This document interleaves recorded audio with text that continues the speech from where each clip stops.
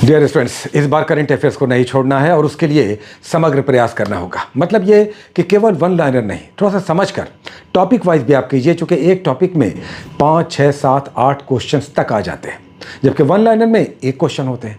Topic से आप करते हैं तो एक ही टॉपिक में कई क्वेश्चंस आ जाते हैं। जैसे आज भी देखिए, हम रेगुलर लेकर आ रहे हैं ये 10 टॉपिक्स, ये टॉपिक वाइज है। आपको भी इसे इंटरनेट पे सर्च करना होगा मैक्सिमम क्वेश्चंस के लिए। थोड़े बहुत हम भी आपको डील कर देंगे जहां तक समय मिलेगा। तो आज जो 10 टॉपिक्स है ये आप देख सकते हैं। जो लोग 10 टॉपिक्स केवल देखना चाहते हैं, टेलीग्राम पर ये पहले आ जाता है। टेलीग्राम पर याद रखिए, जीएस मास्टर सब स्मॉल लेटर में होगा और सब एक साथ होगा। ये उसका लोगो होगा। 42,000 प्लस वहां पर स्टूडेंट्स हैं। ये डिफरेंस है, चूंकि जीएस मास्टर नाम से टेलीग्राम पर बहुत सारा चैनल है ना। तो हमारा सब स्मॉल लेटर में, सब एक साथ। चलिए, आज जो 10 टॉपिक्स है उसमें सबसे पहले हमने 77वां गणतंत्र दिवस को उठाया है। पहला टॉपिक है जो हमारा रिपब्लिक डे हुआ अभी 26 जनवरी 2026 को, उसमें क्या नया था, उससे क्या क्वेश्चन बनेगा। सबसे पहले तो इसका थीम क्या था? राष्ट्रीय गीत यानी वंदे मातरम के 150 वर्ष। वंदे मातरम गीत के 150 वर्ष इस बार का थीम था। साथ ही बेस्ट झांकी का अवार्ड किसे मिला? तो महाराष्ट्र को मिला। और तो और सबसे इंपॉर्टेंट जो बार बार आता है, चीफ गेस्ट कौन थे? और इस बार चीफ गेस्ट थोड़ा सा यूनिक थे। यूरोपीय परिषद और यूरोपीय आयोग दो लोग थे। यूरोपीय परिषद के अध्यक्ष हैं एंटोनियो कोस्टा, और साथ ही यूरोपीय आयोग यानी यूरोपियन कमीशन की अध्यक्षा कौन है? उर्सुला वॉन डर लीयन। ये दोनों ही इस बार के गणतंत्र दिवस में मुख्य अतिथि यानी चीफ गेस्ट थे। तो ये सब तो 3-4 बहुत इंपॉर्टेंट फैक्ट्स हो गए। और अगर जानना चाहते हैं तो आप नेट सर्च कर लीजिए। दूसरा पॉइंट कौन सा है? दूसरा पॉइंट है AI इम्पैक्ट समिट। भारत में हुआ, नई दिल्ली में हुआ AI इम्पैक्ट समिट। बहुत बड़ा सम्मेलन था। तो आर्टिफिशियल इंटेलिजेंस पर भारत ने दक्षिण एशिया में पहली बार इस तरह का कोई सम्मेलन आयोजित हुआ, नई दिल्ली में आयोजित हुआ। आपको याद है पिछले साल बीपीएससी में आया था AI एक्शन समिट, जो पेरिस में हुआ था, पिछली बार बीपीएससी में आया था। और ये AI इम्पैक्ट समिट है, नई दिल्ली में हुआ है फरवरी 2026 में। तीसरा पॉइंट कौन सा है? 131वां संविधान संशोधन। ये जो अमेंडमेंट बिल आया, अभी हाल ही में आया, काफ़ी इसकी चर्चाएं हुई। इसे महिला बिल भी कहा गया, लेकिन ये दरअसल लोकसभा में सीटों की संख्या बढ़ाने से संबंधित था, जिसमें महिला आरक्षण का भी पुट था। परिसीमन के थ्रू जो लोकसभा की सीटें हैं उसे 543 से 825 करना है। इसी से संबंधित अभी 131वां संविधान संशोधन आया, जिसमें महिला आरक्षण बिल को भी अटैच कर दिया गया था। यही मेन मामला था, याद रखिएगा। इसकी बहुत चर्चा हुई है। अब थोड़ा सा नेट सर्च कर लीजिएगा, क्यों नहीं पास हो सका, पक्ष और विपक्ष में कितने वोट पड़े, ये सब। एक और है जो नेक्स्ट पॉइंट है, लॉरियस अवार्ड, जो स्पोर्ट्स अवार्ड, विश्व का सबसे प्रसिद्ध खेल पुरस्कार लॉरियस स्पोर्ट्स अवार्ड होता है। 2025 के लिए किसे मेन कैटेगरी में और वीमेन कैटेगरी में sports person of the year चुना गया लॉरियस के द्वारा? तो कार्लोस अल्कारेज, जो स्पेन के खिलाड़ी हैं, टेनिस खिलाड़ी, उन्हें मेंस कैटेगरी में लॉरियस ने sports person of the year चुना है 2025 का, याद रखिएगा। और फीमेल कैटेगरी में टेनिस खिलाड़ी ही हैं arena Sabalenka, sports woman of the year 2025 चुनी गई। साथ ही लाइफ टाइम अचीवमेंट अवार्ड भी इसमें दिया गया, जो रोमानिया की खिलाड़ी को दिया गया, नादिया कोमेनेजी को। इसमें और भी कैटेगरीज हैं, थोड़ा सा नेट सर्च कर लीजिए। सेमीकंडक्टर मिशन 2.0, ये क्या है?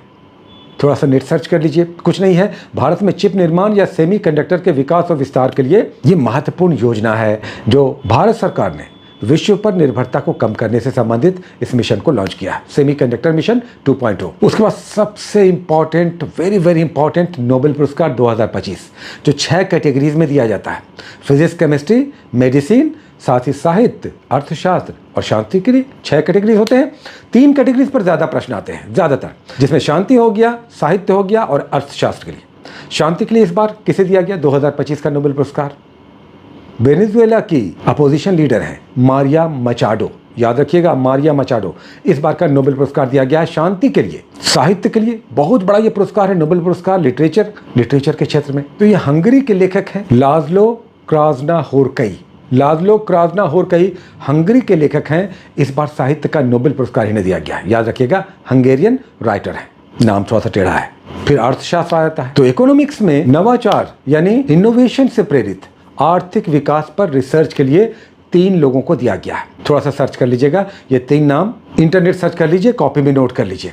अर्थशास्त्र में नवाचार से प्रेरित आर्थिक विकास पर शोध के लिए 3 लोगों को दिया गया है इकोनॉमिक्स का, अर्थशास्त्र का नोबेल पुरस्कार। अच्छा, उसके बाद प्रसाद योजना है। प्रसाद योजना, इंग्लिश में प्रसाद योजना। प्रसाद योजना का क्या मतलब है? तो प्रसाद का फुल फॉर्म जब आप देखिएगा तो ये दरअसल तीर्थ स्थलों के विकास और विरासत स्थलों के संवर्धन से संबंधित है।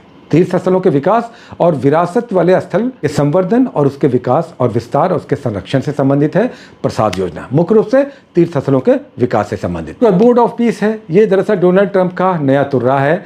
बोर्ड ऑफ पीस दरअसल गाजा में शांति से संबंधित, अस्थायी शांति से संबंधित, जिसमें विश्व के देशों को उन्होंने आह्वान किया कि इस बोर्ड ऑफ पीस में अपनी सहभागिता सुनिश्चित करें और गाजा में अस्थायी शांति के लिए अपना योगदान दें। उसके बाद वंदे मातरम के 150 वर्ष, इस पर भी क्वेश्चन आएगा ही आएगा आने वाली कितने एग्जाम्स में, आपको लगातार दिखाई देगा, क्योंकि ये बहुत चर्चा में रहा है। अब वंदे मातरम के लेखक कौन है? तो सबसे पहले तो बंकिम चंद्र चटर्जी इसके लेखक हैं। ये संस्कृत और बांग्ला का मिक्स रूप है, मुख्य रूप से ये संस्कृत में लिखा गया है। 1875 में बंगाली पत्रिका बंग दर्शन में सबसे पहले इसका प्रकाशन हुआ था। उसके बाद 1882 में आनंद मठ में बंकिम चंद्र चट्टोपाध्याय या बंकिम चंद्र चटर्जी के उपन्यास आनंद मठ में इसे शामिल किया गया था। साथ ही कांग्रेस के कलकत्ता अधिवेशन में पहली बार इसे गाया गया, रवीन्द्रनाथ टैगोर ने इसे गाया था। इसका संगीतबद्ध भी किया है रवीन्द्रनाथ टैगोर ने। Artemis mission 2 very very important, ये भी साइंस एंड टेक्नोलॉजी पर क्वेश्चन बनता है। आर्टेमिस मिशन दरअसल नासा का मून मिशन है, जिसमें 4 अंतरिक्ष यात्री अभी गए थे।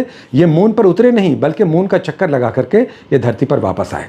लगभग 50 सालों के बाद, 53 सालों के बाद नासा ने अपना मून मिशन किया, इसलिए इसकी काफ़ी चर्चा हुई। अब आर्टेमिस 3 में अंतरिक्ष यात्री चांद पर उतरेंगे भी। तो इतना बार याद कर लीजिए कि आर्टेमिस 2 मिशन किससे संबंधित है, तो ये नासा का मून मिशन है। सिंपल इतना भी अगर जानते हैं तो काफ़ी हो जाएगा। तो ये था आज का 10 सुपर टॉपिक्स जो करंट अफेयर से संबंधित है। इसे 10 को 20 में आप कीजिए अपने स्तर पर, और किस तरह से आप इस तरह के टॉपिक्स को चुन कर इसका एक्सप्लेनेशन कॉपी में नोट करके आप करंट अफेयर्स में अपने आप को स्ट्रेंथन कर सकते हैं। हमसे जहाँ तक हो सकेगा हम इस तरह के 10 टॉपिक्स रेगुलर, किसी दिन मिस भी हो सकता है, माइंड मत कीजिएगा, हम लेकर आते रहेंगे। बस इसे करते चलिए और इसमें अपनी ओर से भी जहां तक संभव हो, अच्छा इतना भी मत कीजिए तो नेट सर्च कर लीजिए ज़रूर एक बार, और 1-2 फैक्ट्स इसमें और जोड़ लीजिए। हमने तो जो कहा इसमें फैक्ट्स छूट भी रहा था, तो इसे आप सप्लीमेंट्री के रूप में ऐड कर सकते हैं। ठीक है, बहुत सारी शुभकामनाएं, all the best, take care.